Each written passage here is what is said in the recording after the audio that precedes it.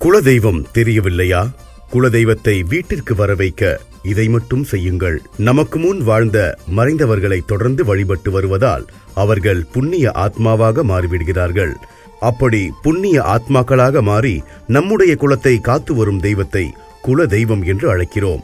அப்படிப்பட்ட குலதெய்வத்தை வருடத்திற்கு ஒரு முறையாவது சென்று வழிபட வேண்டும். குலதெய்வம் தெரிந்தவர்கள் வழிபடலாம். ஆனால் சிலர் குலதெய்வம் என்பது என்னவென்றே தெரியாமல் இருப்பார்கள். குலதெய்வத்தை நாமும் தெரிந்து கொண்டு நமக்கு பின்னால் வரும் தலைமுறைக்கும் எடுத்துச் செல்ல வேண்டும்.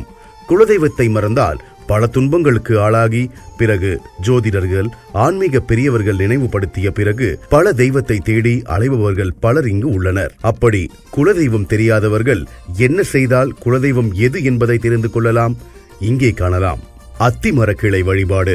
அத்தி மரத்தில் இருந்து ஒரு கை அளவிற்கு கனமான கிளை ஒன்றை உடைத்து எடுத்து வந்து அதில் வய நமசி என்று சிவப்பு நிற பேனாவால் எழுதி மஞ்சள் பூசி குங்கும பொட்டு வைத்து மஞ்சள் பட்டு துணி ஒன்றை அந்த கிளையின் மீது சுற்றி தென்மேற்கு மூலையில் வைத்துவிட வேண்டும். கிழக்கு நோக்கி அமர்ந்து தினமும் ருத்ராட்ச மாலையால் வய நமசி என 1008 முறை வீதம் 48 நாட்கள் தொடர்ந்த ஜபம் செய்ய வேண்டும்.